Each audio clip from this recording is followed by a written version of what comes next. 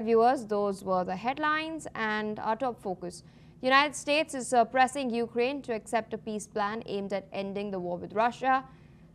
Kiev, of course, says the proposal concedes too much to Moscow.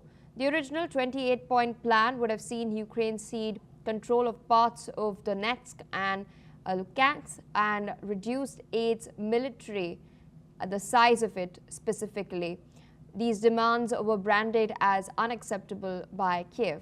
Now, talks in Geneva over the weekend has produced a new, shorter draft, which Ukraine says includes, in its assessment, correct elements, although sensitive issues remain to be discussed with US President Donald Trump. The White House has denied that Trump is favoring Russia and that there is no meeting scheduled between Trump and Ukrainian President Zelensky this week. Listen in to what Caroline Leavitt, White House press secretary, had to say. So there are no plans at this moment in time. As you know, things can change very quickly around here, so we'll keep you all apprised, but there's no meeting scheduled right now. As for where we are, I spoke with Secretary Rubio at length. I spoke with the president as well. Everybody inside feels optimistic about what happened and transpired yesterday in Geneva. Meanwhile, Zelensky has stated that Ukraine is at a critical moment and residents in regions like Zaporizhia are rejecting to cede territory. European and US officials continue consultations as both sides are working towards a possible deal that would uphold Ukraine's sovereignty. Listen in to what Zelensky had to say. Сьогодні наша делегація повернулася з Женеви після переговорів з американською стороною та європейськими партнерами. І тепер перелік необхідних кроків для закінчення війни може стати працездатним. Станом на зараз, після Женеви, пунктів менше, вже не 28, і багато правильного враховано в цій рамці. Ще є зараз над чим попрацювати всім разом. Дуже непросто. Щоб зробити фінальний документ, і треба зробити все достойно. І ми цінуємо, що більшість світу готова нам допомагати. І американська сторона налаштована конструктивно. Фактично увесь день вчора були зустрічі. Це була непроста, надзвичайно детальна робота. With us on the broadcast is Ms. Irina Zuckerman, a senior journalist joining us from New York. Thank you so much for taking out time speaking to us on NewsX World. It does seem that the Trump administration has now factored in the concerns that Ukraine as well as Ukraine's European allies have had. A draft, fresh draft has been prepared, shorter draft, as Zelensky has highlighted, which would not see Ukraine ceding as much territory as was demanded by the original draft. How do you think the Russians will respond to this? No, that Putin essentially dismissed the new version of the plan, attacked US and its allies, and I don't think the new version will frankly survive Ukraine's scrutiny there against ceding any land. There are certainly concessions that are unilateral. So far, Russia has not agreed to any mechanism that would not only remove its forces entirely from Ukraine, but permanently constrain them from ever being deployed to nations. Without such conditions, I don't see how a renewal of hostilities can be anything but inevitable, no matter what the concessions Ukraine makes now. Indeed, ma'am, requesting you to stay on with us. We're tracking some further updates as far as this peace plan is concerned. UK Foreign Secretary Yvette Cooper has stated that there has been important progress towards a just end and lasting peace, but she stressed that Russia must now come to the negotiating table. Meanwhile, she's referenced a joint statement from the US and Ukraine, which reaffirmed Kiev's sovereignty and highlighted Europe's broader security concerns. She has stated that continued dialogue is key, but action on the ground must match diplomatic efforts. Take a look.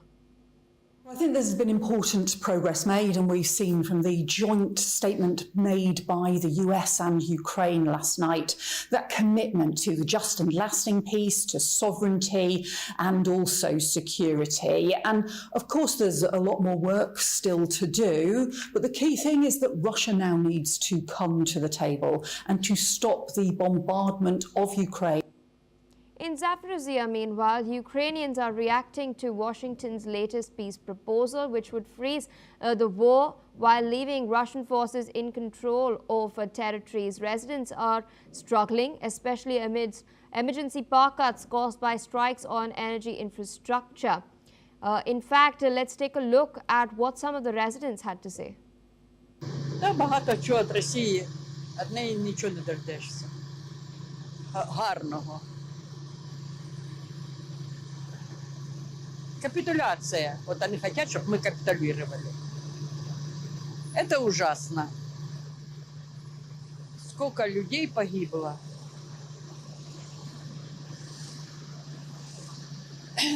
Нельзя идти на уступки. Меня это очень волнует.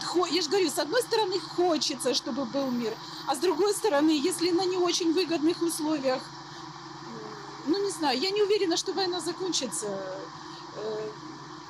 Все равно это через пару лет повторится снова. Мы опять попадем в ту же самую ситуацию. Я за мир, за сохранение жизни людей. А как? Я ж не политик.